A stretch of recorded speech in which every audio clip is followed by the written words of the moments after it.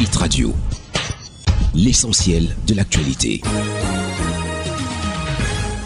Mesdames et messieurs, bonjour et bienvenue sur le point sur l'actualité sur Hit FM, la 103.0 émettant depuis Garoua. Le MINAS veut primer 5 communes pour leur initiative en faveur de l'intégration. Le Cameroun a récemment lancé un concours des meilleures communes inclusives soutenu par la Cameroun Baptist Conversion Health Service pour accélérer l'intégration socio-économique des personnes handicapées. Cette initiative s'inscrit dans un effort national pour promouvoir l'égalité des droits et des opportunités pour tous les citoyens. Dans son message de fin d'année 2022, le président Paul Biya a affirmé l'engagement du gouvernement à améliorer les conditions de vie des Camerounais, notamment à travers la mise en œuvre d'une politique d'inclusion sociale. Cette politique intègre une approche centrée sur le handicap dans tous les domaines de la vie publique, garantissant aux personnes handicapées l'accès à des conditions de vie décentes. À l'extrême nord, des appels à la solidarité pour venir en aide aux victimes des inondations se multiplient. Plusieurs appels à la solidarité en faveur des victimes des inondations dans la région de l'extrême nord ont été lancés ces dernières semaines dans le but de collecter des dons auprès de la population. L'une des toutes premières initiatives de ce genre est celle du FADA, des influenceurs du Septentrion en abrégé FIDS, une association regroupant des blogueurs et des influenceurs web. Au lendemain du lancement de cette collecte de dons nationale, l'enthousiasme était perceptible. Cependant, quelques jours plus tard, cet élan s'est estampé. Depuis l'action du gouvernement à la sortie du ministre de l'administration territoriale,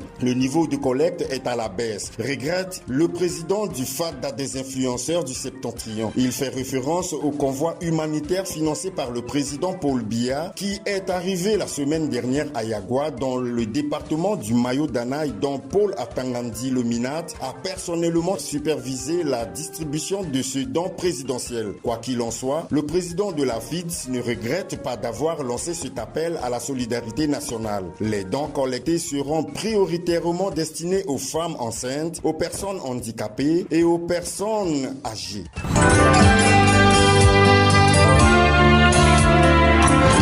L'actualité internationale. En RDC, Human Rights Watch accuse l'armée rwandaise et le groupe armé M23 d'avoir bombardé sans discernement des camps de déplacés autour de Goma, la capitale du Nord Kivu. Depuis la prise de Saké par le M23 et le rapprochement de la ligne de front de Goma en début d'année, 5 fois au moins, des tirs d'artillerie et de roquettes ont ainsi frappé des camps de déplacés ou zones densément peuplées autour de Goma selon l'ONG. Le 3 mai dernier, entre 10 et 11 heures du matin, selon Human Rights Watch, au moins 3 roquettes touchent des camps de déplacés à 15 km à l'ouest de Goma. Les tirs proviennent, affirme l'ONG, d'une position de l'armée rwandaise et du M23 au nord-ouest de Sika en RDC. Ce jour-là, 17 civils sont tués dont 15 enfants. Félix Tshisekedi demande des sièges permanents pour l'Afrique au Conseil de sécurité. Le président de la République démocratique